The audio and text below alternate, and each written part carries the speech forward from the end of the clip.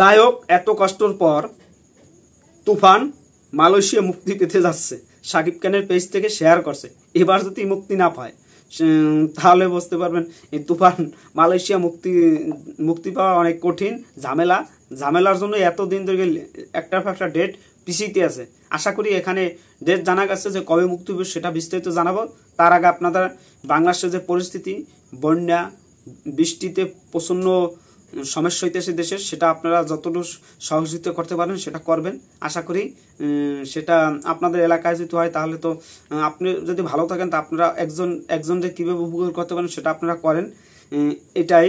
আর পরে বলবো যে তুফান বাংলাদেশে যে চলাটা চলছে, এখনও চলে তুফান। বাংলাদেশের পরিস্থিতি এরকম খারাপের পরও তারপরও যে চলাচলা চলছে তুফান, আশা করি ভালো কিছু হবে। আর 2024 সালে এখন মালয়েশিয়া মুক্তি পেবে 23 তারিখ, 2024 সালে 23 তারিখ মুক্তি পেবে। এই যে পরশু দিনেই মুক্তি পেবে তুফান। মালয়েশিয়া ওদের আগ্রহ আছেন, তারা অনেকে গেঞ্জি বানাইছেন কিন্তু তুফান দেখতে পাই নাই। এটা অনেকেই মেসেজ করে বলছেন, ভাই আমার গেঞ্জি টেঞ্জি বানানো হয়ে গেছে কিন্তু তুফান দেখতে পাইনি। তাদের জন্য সুখবর হয়েছে যে আজকে মেগাস্টার শাকিব খানের পেজ থেকে শেয়ার করছে যে তুফান আসতে আছে। তুফান 23 তারিখ মুক্তি পেবে। সেখানে অনেকগুলা জায়গায় প্রায় 15টার উপরে থিয়েটার মুক্তি পেবে, আরও বাড়বে পরিস্থিতি বুঝবে। আর এখন এই তুফানের 2 মাসের বেশি হয়ে গেছে। তারপর যে ক্রেজ উন্মাদনা, যদি বাংলাদেশে যদি নতুন স্বাধীনতা না হইতো তাহলে এই ছবি আরও হাইপ অনেক দূর চলে যেত, এই ঝামেলা যদি না হইতো। এখন যেহেতু নতুনভাবে আমরা শুরু করছি, নতুনভাবে আমরা আবার তুফান দ্বারা আবার নতুন তুফান আলোড়ন সৃষ্টি করবে। আর শাকিব খানের নেক্সট প্রজেক্টগুলো তো আসছেই, যে দরদ সেপ্টেম্বরে মুক্তি পাবে যদি বাংলাদেশের পরিস্থিতি ভালো থাকে। একটা ঝামেলা আসতেই আছে। অনুরমনের চাপাবাজ কথা শুনতে এখন অভ্যেস হয়ে গেছে, তার জন্য তার মাথায় এখন ওগুলো নিয়ে ভাবে না কিছু।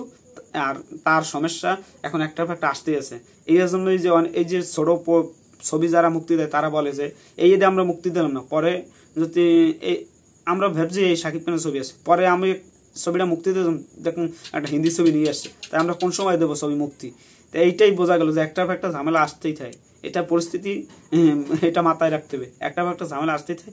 এই বাংলাদেশের নীতি, বাংলাদেশ না পুরো বিশ্বে এই অবস্থা যে একটা ঝামেলা আসবে, এটা নিয়ে ভাবার কিছু নাই। এটাই সবাইকে একটা কথাই বলতে পারি যে দরদ মুক্তি পাবে, এবছরই মুক্তি পাবে।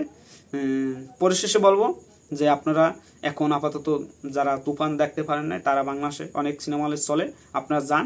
আর মালয়েশিয়াতে যারা দেখার জন্য অপেক্ষা আছেন তারাও অপেক্ষায় থাকুন, আপনারা দেখতে পারবেন।